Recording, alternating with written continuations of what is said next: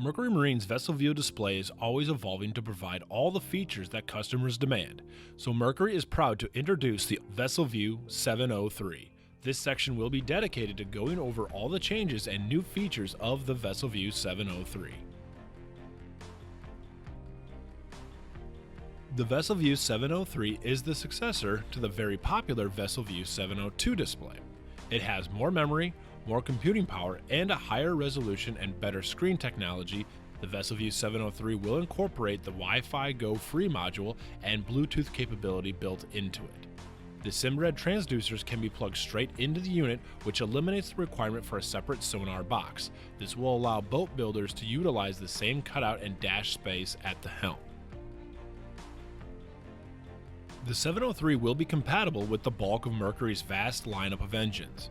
This includes all outboards 40 horsepower and up, all SmartCraft and fuel-injected Mercruiser engines, both gas and diesel, and the varying outboard and stern drive offerings from Mercury Racing. Here are the 3 VesselView 703 kits that are currently available and their corresponding part numbers. VesselView links are included in the kits.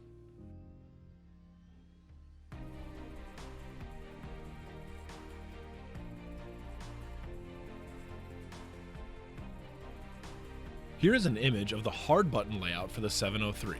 The main screen is a touch screen, but there are hard buttons so users have options. It's good to get familiar with all the functions of the buttons and the touchscreen interface. The more use, the better the user will be at navigating the display. Take a second to look over the various buttons and their functions.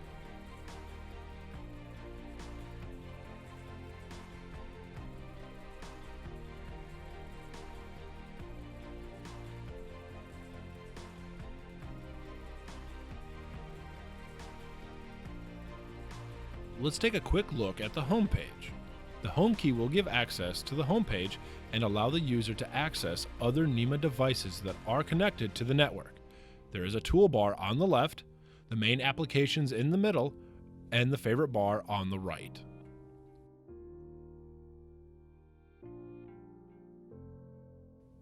The power button can be pressed for quick access to the system settings.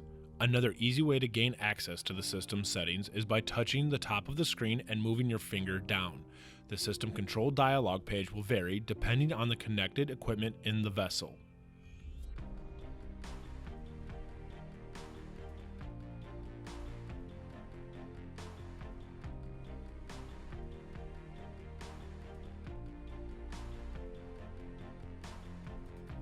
The favorites bar is where users can create custom panel configurations with engine data paired with other various types of data that maybe they would like to use. The displays can be arranged as half vertical, 1/3 vertical, 1/4 split screen, and half horizontal. To make a change to an already established custom screen, the user simply has to tap the edit icon or press and hold one of the favorite buttons and select edit options. When a user has a split screen up, for example the chart plotter and radar, as seen here, the user can adjust the panel size for those 2 windows. To do that, open the Systems Control dialog box, tap the Adjust Splits button to show the resize icon, then drag the resize icon to the preferred panel sizes and then tap the screen to save those settings. Let's now go over the various features and interfaces for the 703. First is the main page or engine page. This view hasn't changed much from the 702. Displayed here is the various data for engines on the vessels. The info displayed will vary depending on the number of engines on the vessel. The Mercury logo in the middle will display a custom list of engine values. At the top, battery values are displayed. The bottom right will display fuel tank values along with graphs. Down in the center bottom, trim scales and numeric values are shown. And finally, at the bottom, a large speed gauge can be seen with additional engine information. Now let's go down the control bar menus, starting with the autopilot section. This button will give access to Mercury's autopilot features. Some of the features will vary based on engine type. Within this menu, heading, route, and skyhook will be available. This is also where the new downloadable features for Joystick boats will be available. These are the Skyhook Advanced features. This will be explored in greater detail later. To note, the downloadable features require the latest joystick systems, and the electronic control modules on the joystick system may need to have the firmware updated. Next on the control bar is the Vessel Control button. Pressing this button will allow access to Mercury engine control features. These features will also vary based on engine type. The biggest change here is the inclusion of active trim. The pad will no longer be needed on the dash, and active trim will be controllable on the VesselView. The boat will just need the active trim control module installed. More on this later.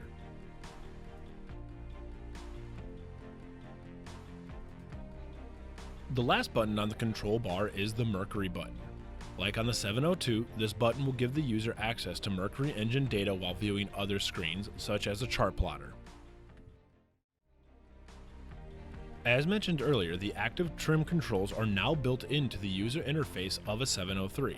The control module is still necessary to access this feature on the 703. Here is Kevin Muth, SmartCraft Project Manager, to go over how the active trim interface will work in the VesselView 703. A new VesselView function that we have now in Vessel Control is active trim. So if I touch on Vessel Control, you can see I have cruise control, troll control, and then active trim. So active trim, when it was first released, we had a pad that you would mount on the dash or wherever you'd choose, and you can adjust minor profiles, turn it on, turn it off from that pad. Now we've taken that pad, built it into the VesselView user interface, so you no longer need that pad on the dash. So I'm just going to select active trim, and right here, if you're familiar with active trim, you see profile number 2.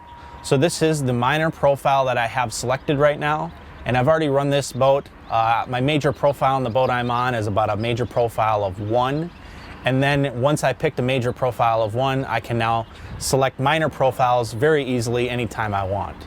So I leave this one, usually I'm on about a 4, so I'm just going to go up to a 4. That's usually where this boat likes to be run. So to turn it on, right now it is on, but then you can see in the bottom it says press to turn off active trim. If I do that, status now goes to off, and now I'm in control. I'm responsible for trimming the boat then. So if I turn it on, active trim is in control. Active trim is going to trim the boat for me. So active trim control is a really great feature, and with active trim control, when it's activated on profile 4, that profile is a trim profile that trims progressively as I accelerate the boat. So to operate this, I'm going to have it on. I'm going to start the engine or engines, put them in gear, and start accelerating. And if I'm trimmed up too high, when I first put it in gear, they'll actually trim down for me to do a tuck in, because we usually tuck the engines in all the way to get it up on plane for better acceleration, better on plane performance. Once we're up on plane, it's going to progressively trim the engines out based on my GPS speed. So if I want to override it at any time, if I want to change the trim angle, I can do that. The active trim will go into a resume status, and then there's some auto resume functionality built into it, where if I decelerate it or start a new launch, it'll actually just go back into the active trim profile. So it does go into resume. I can reactivate it any time. As mentioned earlier, there is now downloadable content available for Joystick boats. These features will be available to all Joystick-equipped boats with the latest Joystick hardware and software, except Joystick piloting for inboards. Kevin Muth will now go over how to access these new features on a VesselView 703. So I'm just going to walk you guys through the VesselView 703. I've got it on my twin Verado joystick piloted outboard boat, and it's coupled with our new joystick with the pad built into the joystick. And I'm just going to show you some of the new features on the 703. On this user interface here, I've got an autopilot tab, and if I just touch this autopilot tab, you're going to see a few functions just popped up. So the first one is standby. Standby means that the boat is in standby mode. My joystick functions are ready to use. Heading is my heading lock, so it's the same button that you see on your joystick pad. Then route is another button that you see on your joystick pad, and then Skyhook, same thing there. Now you can choose to use the buttons on the pad on your joystick, or you can choose to use the screen as buttons as well. So either one works, so you kind of have two choices for engaging those features. Down at the bottom we have a features button. If I touch the features, you can see right here it says download these Skyhook advanced features for greater boat control. So this is part of our new downloadable content that's available online. So you go to a website, you're able to download codes, access codes, to actually unlock these features. And the three features that are for sale right now are heading adjust, drift hook, and bow hook. We'll explain those a little bit. So if I touch on heading, you see heading adjust, and this is just kind of some information on heading adjust. So this is where, when we're in Skyhook, we can now adjust our heading, and we can do adjustments in 1 degree or 10 degree increments while Skyhook is active. Another one that we have is drift hook. Drift hook's also a Skyhook feature, and this allows the boat to lock in a heading when you're in Skyhook, but then allow the boat to drift with wind or current while maintaining that same heading. And the last one here is bow hook. If I select bow hook is another Skyhook feature where when engaged in bow hook control, it's going to lock the position of the boat, but allow the bow to actually swing around with wind or current, still while maintaining position.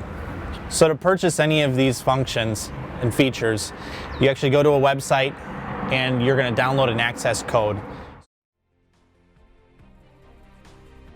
Finally, Kevin will now go over the basic operations of the new advanced Skyhook features.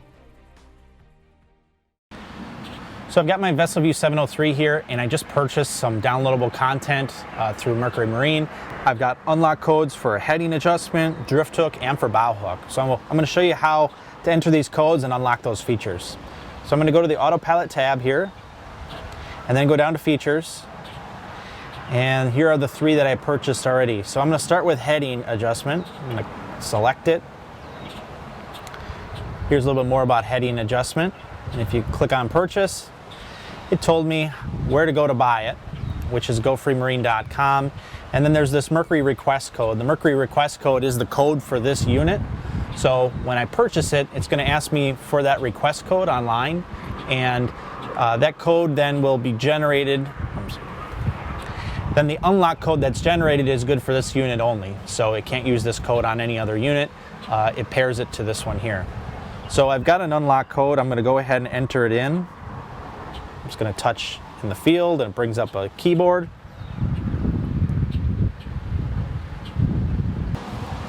So I've got my unlock code entered in here. I'm just going to press enter. And now you see I have a next button here. This was grayed out until I entered that code. So the code's in. I'm going to press next. It says installation was successful. I'll go ahead and close. And that one's done. So I have that one entered. I can then move on to drift hook and then to bow hook. So I already purchased heading adjust. Now I can go on to drift hook. I'm going to go on to bow hook. I bought all three. So I'm going to go ahead and enter codes for every one of them. All right, I want to take you into more detail on some of these autopilot features. We're out in the water running right now, and you can see on the list here when I touch the autopilot tab, we've got Skyhook at the bottom. You can see Skyhook is illuminated a little bit more than the other ones. The other ones are kind of grayed out, and that's because they're not available right now. And that they're not available because I'm sitting here in neutral, I'm not in gear, I'm not moving, so route and heading are not available to me. But Skyhook is. So if I just press the Skyhook screen right there, you can see you heard the beep. That tells me Skyhook engaged. And then you saw the little pop-up here. It's just a safety warning just to make sure there's nobody in the water for injury hazards. So I can hit continue. And you can see here my current heading is 87 degrees. And that's what I'm locked into right now. So I can control the Skyhook from on the screen here, or I can still control it on my pad on my joystick. So either one will work. If I press Skyhook button on my control, it turns off on my VesselView. I can turn it back on my VesselView or back on my pad on my joystick control. Either one will work. But you can see the colors kind of match up. You got the light ring on the joystick is blue, and you can see the blue of Skyhook on the tab right here as well. So they work together now, which is really a cool thing. If I want to go in standby mode from the VesselView user interface, I can just hit the red standby button, and now I'm back into standby mode. I'm back into control. So I'm on my boat right now. I've got my engines in gear, and if you look in my autopilot interface right here, I've got heading right there, and heading is lit up. The other ones are grayed out because they're not available right now. Heading is available. I'm in gear. The boat's moving. I can do a heading lock. So I can just press heading. Now the boat's locked into this heading, which is 5 degrees. If I want to adjust this heading, I can do 1 degree adjustments right here, or I can do 10 degree adjustments just below it. If I want to use the joystick, I can do that. I can do it by tapping the joystick left or right to do 1 degree changes, or I can do a twist of the joystick, counterclockwise or clockwise, to do 10 degree adjustments. So either one works. So right here my target is 4 degrees. I can change it by 1 degree, and it'll change it to 5, change it to 6. So you can do those minor corrections, or I can do it with the joystick. Either way will work. If I want to take it out of heading, I can always grab the steering wheel and turn it slightly to break the wheel loose, and I'm back into control. I can just hit standby. If you hit standby, you just have to know that the wheel is live and you are in control of the boat. So in this screen here, I'm in my autopilot function, and now you see I have route is illuminated, and route is illuminated because I've got a waypoint selected. So if I hit route, you'll get a pop-up indicating a warning to maintain your lookout. I can hit confirm, and right now I'm locked into that waypoint. If I was on a route and I had multiple waypoints, it would follow that route. Right now I just have one, but you can see maintain your lookout. I'm in route control. You can see it on here. If I look down my joystick, you'll see it's locked in on my joystick as well. If I want to take it out of route control, I can hit standby on the user interface of the VesselView, or I can grab the wheel and break the wheel loose, or I can press the button on the joystick. Any one of those will work.